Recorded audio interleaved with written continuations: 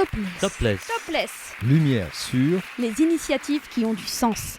Le 6 juin 2025, quelque chose de fort s'est joué sur scène, à Anglet. L'association Femmes 3000, Pays Basque et Landes, portée par la présidente Komiba Djossovi, a concrétisé un projet fort et inspirant. Raconte-nous les femmes. Un talk-show engagé, vibrant, profondément humain, porté par un défi personnel. Coachés pendant 3 semaines par 3 professionnels passionnés, 12 personnes ont osé prendre le micro, monter sur scène et nous ont livré une performance inoubliable dans une soirée de partage intense avec le public présent. Bienvenue dans les coulisses d'un projet où la parole libère, relie et inspire. Des graines de courage semées, fortes, sincères, à chaque épisode. Topless. Topless. Topless. Lumière sur Les initiatives qui ont du sens. Ensuite, nous avons Cécilia, c'est notre petite pépite surfeuse, photographe, qui a un très beau projet qui met en avant les femmes, qui s'appelle Mise à nu. Et Cécilia, elle est toute en... C'est comme une étoile scintillante, elle est toute en feu, en flamme. Et en même temps, c'est aussi un challenge pour elle de parler sur scène ce soir. Voilà, elle va nous parler de son projet, elle va nous parler des femmes qu'elle a pu côtoyer, qui ont des histoires aussi, chacune très très fortes. Et son discours est vraiment porteur. Bonjour Cécilia. Bonjour. Si tu devais te décrire, tu te décrirais comment en quelques mots ? Je me décris avec beaucoup d'énergie, avec plein de monde dans ma tête. Je me décris créative, maman, très positive. Comment se manifeste ta créativité au quotidien ? Tu la vis comment ? Ma créativité au quotidien, c'est qu'il n'y a pas forcément de limite. Ça veut dire ce que j'ai envie de faire ou que j'imagine, c'est possible. Donc c'est une créativité dans l'instant, dans les possibilités de la vie, dans les choix du quotidien, comme les choix d'avenir, comme partir faire le tour du monde ou comme pas suivre la recette du gâteau au chocolat et mettre un autre ingrédient à la place. Voilà, dans ce sens-là, au quotidien. Du coup, pleine de surprises, c'est ça l'idée ?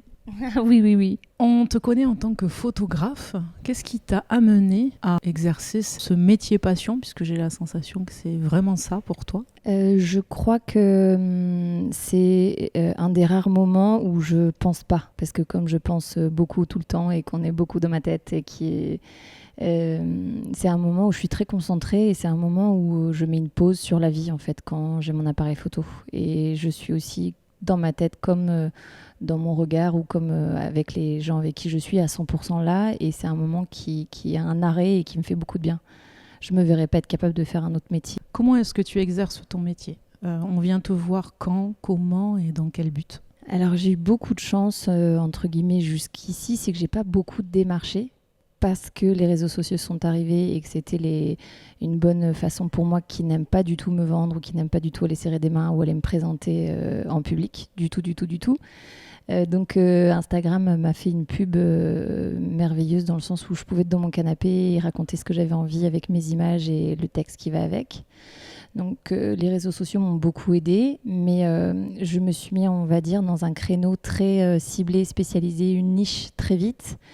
Et donc on m'a reconnue ou connue un peu pour ça, et puis on aime ou on n'aime pas, mais au moins c'était un peu ma patte et ma marque de fabrique. Donc les gens en général viennent à moi parce qu'ils ont vu mon travail et puis de bouche à oreille. Pour les auditeurs qui ne te connaissent pas et pour leur donner envie de te découvrir, est-ce que tu peux décrire justement cette niche dont tu parles ? Tu es spécialisée dans quoi ? Ton regard est porté sur quoi et comment ? Alors à la base, j'ai une licence de journalisme, de JRI, reporter image. J'ai pas eu le temps d'exercer que j'ai changé de vie comme mon habitude pour emménager dans le sud-ouest et je rêvais d'être photographe et vraiment d'en vivre. Et Biarritz m'a apporté le surf, la liberté, le lifestyle, tout ce que je rêvais de photographier au final.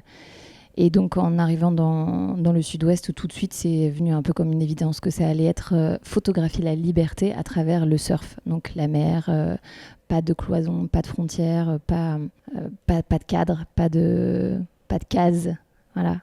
Et je me suis spécialisée, sans le savoir forcément, dans les femmes, puisque j'ai toujours été attirée à photographier quasiment uniquement les femmes. Et puis après, bien sûr, j'ai touché à tout. J'ai fait du mariage et j'en fais encore. Aujourd'hui, je suis formatrice pour les photographes qui souhaitent faire du mariage, par exemple, où je fais des shootings grossesse, bien sûr, ou du corporate ou de l'événementiel. Mais mon mon métier, celui qui me fait vibrer le plus, c'est l'art autour des femmes et dans le milieu du surf.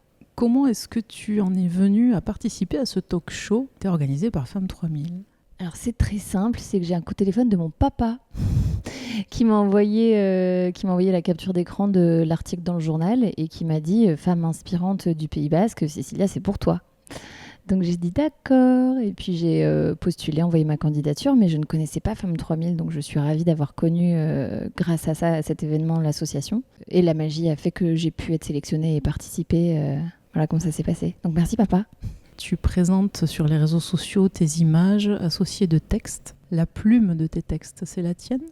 Oui, c'est la mienne. Je pense pas avoir le talent d'écrire un livre ou d'écrire des longs textes et des grandes histoires, mais des petites citations et des choses qui viennent du cœur, ça me vient tout seul et ça s'écrit assez bien. Ça complète mes images de façon très instinctive et spontanée.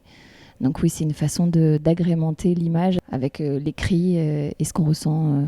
On peut coucher les mots sur ce qu'on voit au final en photo. Le coaching avec Laetitia, qu'est-ce que ça t'a apporté ? Ça me fait rire parce que ma mère, elle disait quand j'étais petite que j'étais un cheval fou et que j'étais un peu indomptable. Et du coup, c'est vrai que j'ai un côté qui n'est pas du tout facile à cerner ou à dompter, comme on dit. Donc, de me coacher moi, c'est plus que impossible. Et elle l'a très bien fait de son écoute, sa bienveillance, etc. Et je crois que j'ai une personnalité tellement multiple que moi, il ne faut pas forcément que je ressente qu'on me met dans une case ou que je dois faire ce qu'on me dit. C'est très, très, très difficile à vivre pour les autres. Donc, j'ai écouté ses précieux conseils, bien sûr. Du coup, cette expérience, avec le recul, elle t'aura apporté quoi ? Déjà, de sortir de sa zone de confort, c'est évidemment primordial pour avancer et pour progresser. Donc, forcément, on progresse. Ça me permet aussi de plus faire ce que je n'aime pas.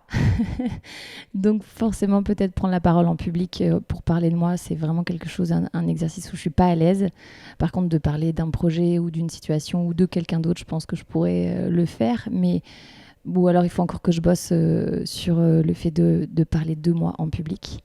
Après, c'était précieux parce que là, j'ai présenté mon projet. Et mon projet, c'était Raconte-nous les femmes. Donc, en fait, moi, on s'en fiche. C'était les femmes que je racontais. Et ça, évidemment, que j'allais venir sur scène pour le dire. Et si je dois le faire, je le referai. Mais c'était un moyen, au final, très intéressant, un format très intéressant. Et ça ouvre le champ des possibles. C'est aller plus loin dans ce que je propose déjà. Donc, c'était très, très, très intéressant. Et d'écouter les autres femmes aussi, évidemment. Et de sentir cette sororité, cette cohésion. Qu'on n'est pas toute seule aussi. Ça, c'est bien. C'est très, très bien. Vous avez chacun et chacune partagé des choses très personnelles. Pour autant, en quoi est-ce que les interventions des autres ont fait écho en toi ? Ça a vraiment fait écho parce que j'ai retrouvé les mots communs dans chaque histoire qui étaient la confiance en soi, l'estime de soi, le partage, le déconditionnement, l'éducation, les valeurs. Et quelque chose tous ces mots communs sont propres à la femme aujourd'hui dans l'ère du temps dans lequel on est. Et en fait, on a toutes ça en nous. Je pense que cette histoire, toutes les femmes de la Terre aujourd'hui, alors on se restreint à la France pour commencer, auraient une histoire à raconter sur elles-mêmes ou sur les femmes ou quelque chose qu'elles ont vécu autour de leur place sur Terre, de la femme tout court en fait.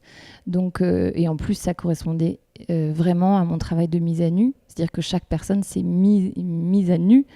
Alors là, c'était pas d'un point de vue photographique, mais c'était exactement le travail de ce talk. Donc ça m'a parlé plus que tout parce que je pourrais faire une mise à nu photographique, donc un projet artistique avec chacune d'elles. Et il y avait un sens commun sur effectivement la place de la femme, la féminité, sur la transmission. Il y avait beaucoup de résonance, même si les formats étaient différents et les histoires ne se ressemblaient pas. Mais le fil rouge était bel et bien là.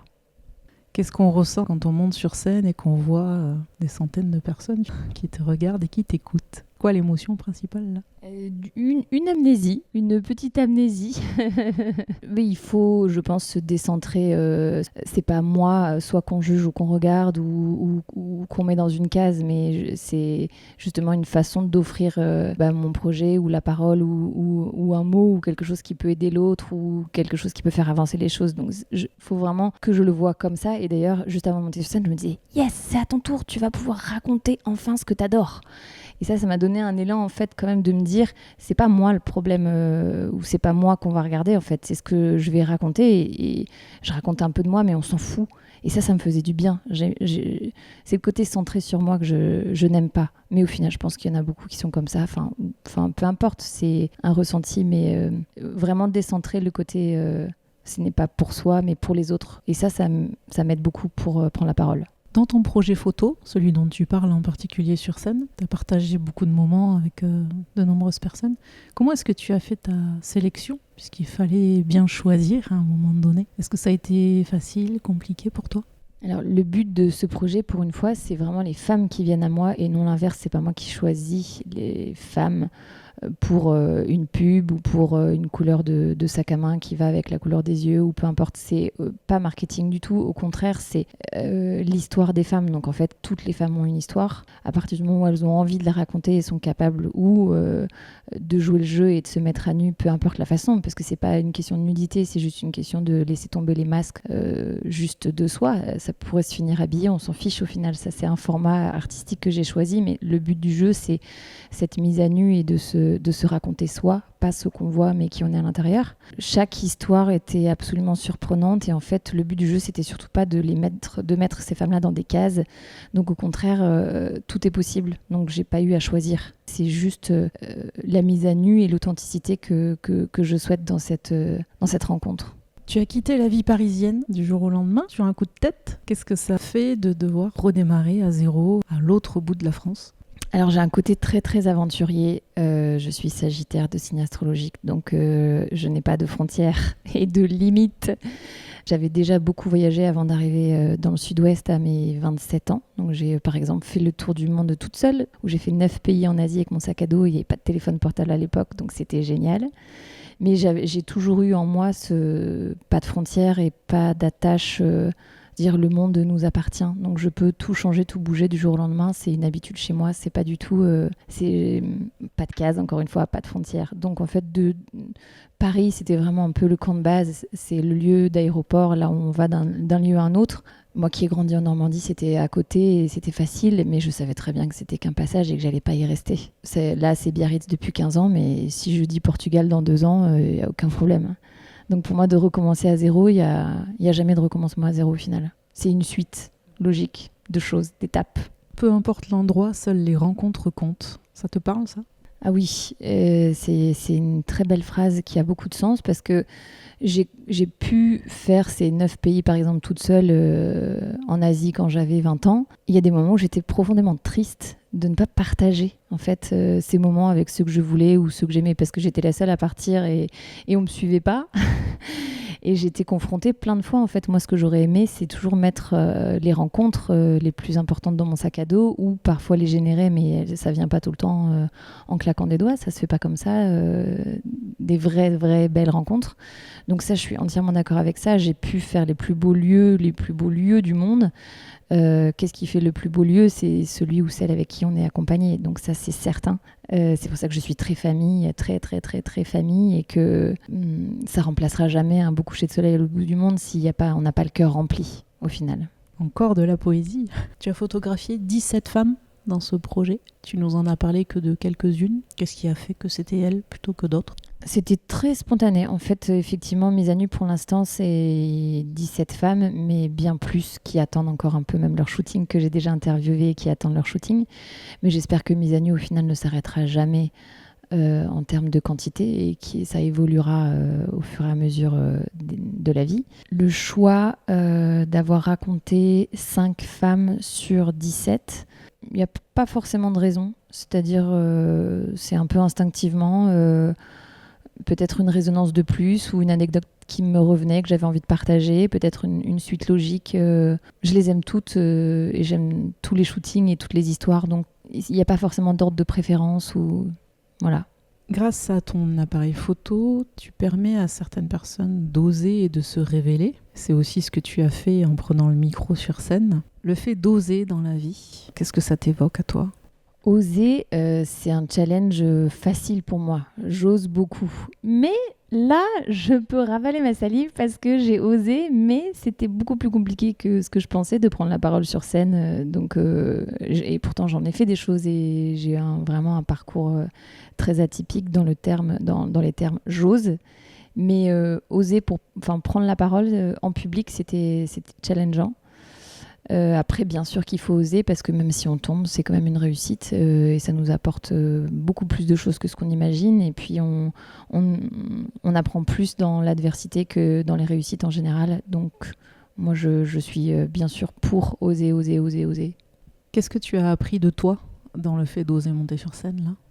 Mais que j'étais beaucoup plus timide que ce que j'imaginais, au final. Que j'ai 2 facettes très extraverties, très sans limite, et en fait une autre très presque pas confiance en moi et très en dedans et très timide, très presque vulnérable. Ça me l'a fait vraiment... j'ai pris conscience de ça. Après, j'aime le transformer en force rien qu'en le disant et en l'acceptant, donc c'est ok. Mais oui, j'ai appris... En fait, et puis d'affronter sa vulnérabilité aussi, c'est se faire un beau cadeau à soi-même pour commencer. Et comme tu aimes les challenges que tu as remporté celui-là, c'est quoi le prochain ?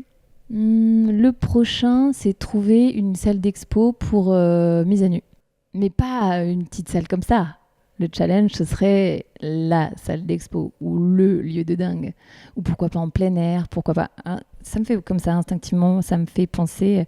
Quand je suis arrivée à Biarritz, donc il y a 15 ans, en train, j'imaginais qu'un jour, et j'étais même pas photographe, j'allais faire une expo, mais qui allait être avec les marées de la mer. Ça veut dire que les photos allaient être sur le sable et on les voit que quand la mer s'en va.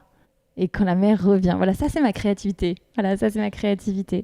Et ça, mais je me disais, mais comment je peux faire pour que la photo reste sur le sable sans qu'elle parte avec la mer aussi. Donc j'ai essayé de trouver le concept, etc.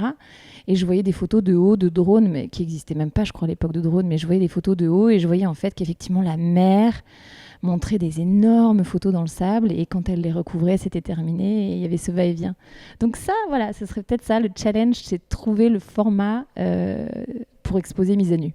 Si tu devais rajouter quelque chose, un message auquel tu tiens justement pour interpeller ou toucher les personnes qui vont nous écouter sur ce podcast, tu dirais quoi ? Je redirais ma petite phrase favorite qui m'a beaucoup aidée pour ce projet mise à nu, c'est « Ne vous fiez jamais aux apparences ». Cette phrase que je garde en tête tout le temps et il n'y a pas que ce qu'on voit, il n'y a pas que l'enveloppe physique, il y a surtout qui on est à l'intérieur. Et puis, il y a des informations contradictoires et il ne faut pas les juger. Et on n'est personne pour être à la place de l'autre. Donc, un petit message d'humilité et qu'en fait, on est tous pareils et on a tous quelque chose d'unique et extraordinaire qu'il ne faut jamais oublier, ne serait-ce que pour soi-même, pour commencer. Voilà le petit message. Je vais compléter juste par une petite question, parce que je trouve beau et ça m'interpelle que ce soit une photographe qui prend l'image, qui nous dit finalement ne vous souciez pas de l'image. Au travers des images que tu prends, que tu captes, tu vas capter toute autre chose qu'il y a derrière. C'est ça en fait que tu veux aussi nous dire dans tes œuvres ? Mais c'est très intéressant cette question parce qu'effectivement, je crois qu'il y a plusieurs étapes dans la vie d'une femme ou d'une photographe et que certainement, en toute honnêteté, sans le savoir, la première partie de mon travail photographique était plus sur l'esthétisme, celui qu'on nous inculque ou celui qu'on nous dit d'être le bon, le lisse, le magazine, celui quand on grandit en tant que petite fille, celui qu'on voit dans les contes de fées, etc. Et en fait, très très vite, je me suis rendu compte au fur et à mesure de toutes les femmes que j'ai photographiées et de tous ces shootings que ça n'avait pas de sens, que l'enveloppe physique n'avait pas de sens par rapport à qui était la personne. Alors, c'est pas ça n'avait pas de sens, mais que ce sens ne suffisait pas. Il n'était pas fini. Bien sûr que ça a un sens et que ça raconte d'ailleurs beaucoup de choses, que le corps raconte énormément de choses et c'est précieux. c'est même lui l'interprète de l'intérieur. Donc, c'est pas que ça n'a pas de sens, c'est différent. Dans les femmes et dans toutes les histoires que j'ai vécues, rencontrées, vues, mais aussi la mienne, ma propre histoire, le temps passe, on vieillit, le corps évolue, le corps physique n'est qu'une enveloppe en fait qui disparaît et qui change d'heure en heure ou d'année en année. Et ça ne suffit pas, on ne peut pas que figer ce qu'on voit. Et qu'au final, le plus important pour moi, c'était raconte-nous, les femmes, raconte-nous qui tu es, raconte-nous l'intérieur et comment mettre ça en image. C'est le challenge, le plus gros challenge, c'est comment on raconte ça à travers un travail photographique. Et c'est là où moi, ma créativité prend tout son sens, c'est comment je vais pouvoir raconter ce qu'on ne voit pas, l'invisible, et de le rendre visible et de le rendre réel sur une photo et de le figer. C'est un peu ça le challenge. Merci beaucoup, Cécilia. Merci beaucoup.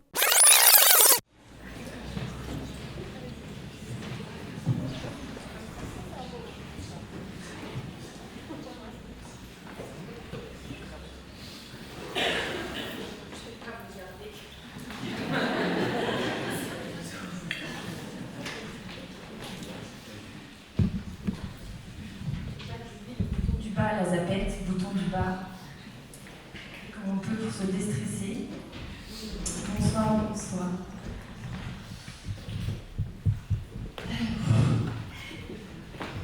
Je commence avec cette citation. Ne juge jamais personne sans avoir marché dans ses chaussures. Je la dis une deuxième fois. Ne juge jamais personne sans avoir marché dans ses chaussures. Alors cette citation de Bert Hellinger résonne comme un fil conducteur dans ma démarche artistique.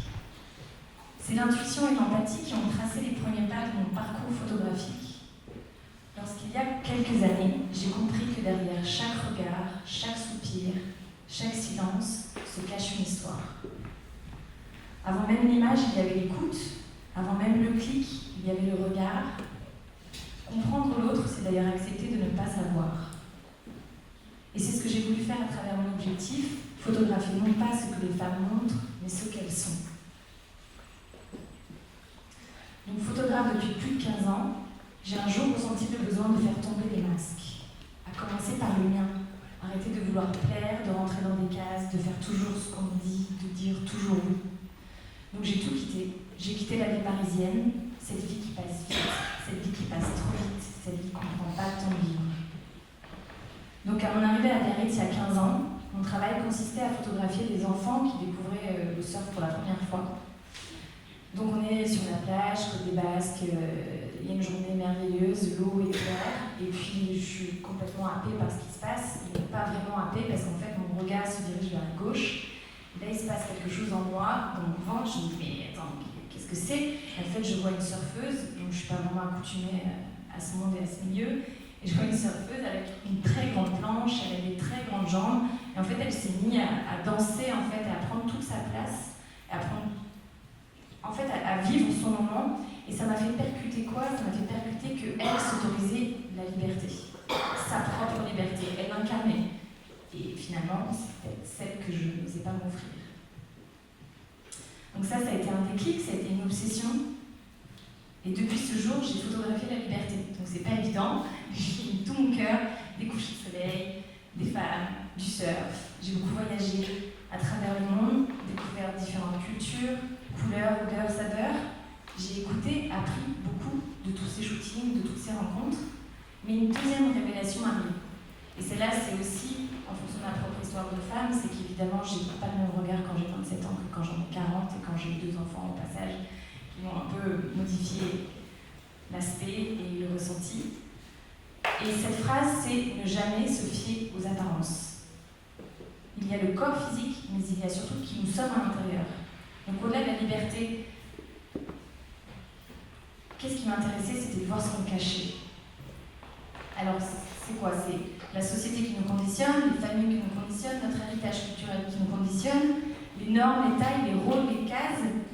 La taille S, c'est pas une taille, c'est une injonction, c'est une illusion. Mais en fait, si on est une femme aujourd'hui, on a toutes vécu ça, malheureusement. Et c'est pas ça qu'il faut voir, c'est plutôt se recentrer là. Aucune femme ne devrait se sentir à l'étroit dans son propre corps. Et ce qui compte, ce n'est pas ce qu'on voit, mais qui on est vraiment. Et c'est ainsi qu'est né mon projet Mise à Nu. Alors, je vous explique parce que vous n'allez pas comprendre. Alors, Mise à Nu, qu'est-ce que c'est? C'est des femmes qui viennent à moi, pas pour être vues, mais pour être reconnues. Et ce n'est pas le corps physique qui compte, mais c'est ce qu'il y a à l'intérieur. Donc elles viennent, elles se livrent sans artifice. Elles déposent leurs mots, elles déposent leur silence, elles déposent leurs cicatrices invisibles. Derrière chaque corps dans l'histoire, une vérité qu'on ne voit pas, et c'est cette vérité que je m'efforce de révéler à travers mon regard créatif. Donc cette première jeune femme qu'on va voir s'appelle l'indomptable, Mademoiselle L. Son corps n'est pas en connexion avec sa tête. Elle n'aime pas son corps physique, elle n'aime pas qui elle est, elle n'aime pas ce qu'elle représente, elle n'aime pas qu'on la regarde. Et elle se réfugie dans le monde animal, dans le monde animal, dans son monde animal. Et ça, c'est pendant le shooting, en fait, c'est une petite vidéo backstage qui est accompagnée d'un texte de Gustave Flaubert qui juste raconte un peu ce moment. Et après, je vous montre quelques images. Gustave Flaubert disait « Je suis douée d'une sensibilité absurde. Ce qui reflète les autres me déchire. » Et c'est exactement ça, ce que je ressens. Cette espèce de bouillonnement intérieur, toutes ces émotions, ces pensées qui ne me quittent pas une seule seconde. Cette sensibilité qui me fait pleurer, souvent, en lisant une phrase, en attendant un rire. Voilà, ça c'est un petit extrait avec la photo qui représente cette jeune femme qui n'est pas connectée entre son corps et sa tête et qui se connecte à l'animal. Et c'est à ce moment-là qu'elle se libère et c'est sa façon à elle d'exister.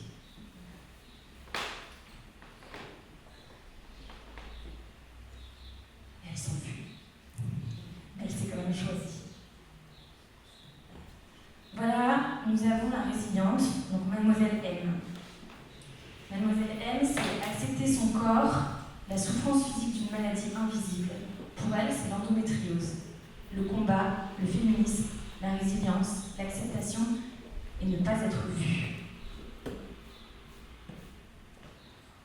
Le jour du shooting, elle est arrivée avec son histoire et en fait, elle a choisi le lieu où elle voulait être shootée, donc c'est dans les grottes des sorcières, au Pays Basque. Je ne sais pas dire le mot. Mais vous l'avez. Et elle choisit ce lieu sublime, parce que c'est la première fois que j'y allais aussi. Et en fait, naturellement, quand elle a enlevé son masque à elle, quand elle a fait sa mise à nu, elle s'est déshabillée. Et c'était pas évident, parce qu'en plus, c'était un jour où il y avait du public. Donc on a fait ça en catimini, et elle est partie, elle s'est enfuie. Et en fait, de par juste son inconscient, elle est allée se mettre en fœtus, elle est allée en fait se blottir de son endométriose dans la matière. Et c'est là où en fait, l'invisible raconte son histoire et elle s'est connectée à ce qu'elle ne pouvait pas exprimer. Et c'était sa libération. Voilà comment elle a épousé les formes de la terre, de la matière. Être, Mademoiselle M. C'est pas dans le bon ordre. C'est pas grave. Alors, Mademoiselle V, la mère devant la mère. La beauté, pour elle, n'a aucune importance et chez elle, c'est culturel. C'est l'image que tu décides de renvoyer qui représente qui tu es. On n'entend pas assez ça, parce que franchement, la culture française, elle est vraiment pénible là-dessus, parce que nous, on n'a pas cette culture de dire que la beauté n'a aucune importance, parce que tout est figé ici. Il faut juste se représenter sur qui on est. Mais c'est pas vrai. Donc cette jeune femme, elle est venue me crier. Elle allait son 4e enfant. Elle a pris le temps, elle a pris son espace. C'était son moment, c'était sa mise à nu. Elle s'est mise devant la mer, sans artifice. Voilà, à ce moment-là, ça me procure encore de l'émotion. Elle a levé les bras, elle a fait ah. Parce que mère de 4 enfants, je pense qu'on sait tout ce que ça veut dire. Enfin, on imagine pour les autres. Voilà, donc là, on arrive à Mademoiselle M, c'est être. Et être, pour elle, je vais lire ce petit texte qui résume très bien son histoire. Me tenir là, vulnérable, et ne plus lutter contre ce que je ressens. Regarder mon reflet avec douceur, quand même je me sens étrangère. Accepter que je ne suis plus celle devant et que c'est ok. C'est un apprentissage, un chemin parfois inconfortable, mais plus j'avance, plus je ressens cette vérité simple et puissante. Je n'ai rien à prouver pour exister, je suis, et c'est suffisant.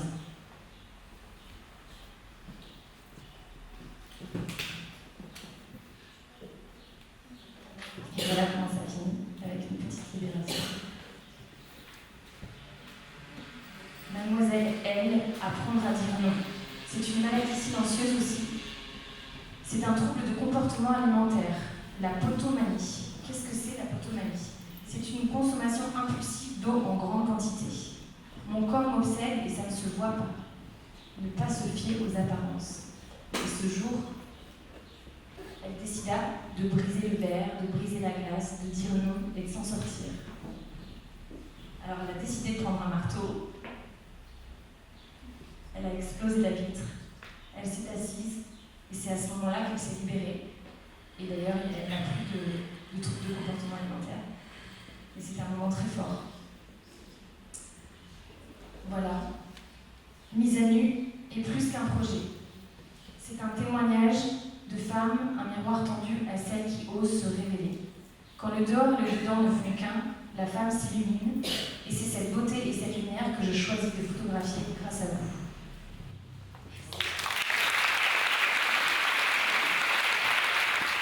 Topless. Topless. Topless. Lumière sur Les initiatives qui ont du sens.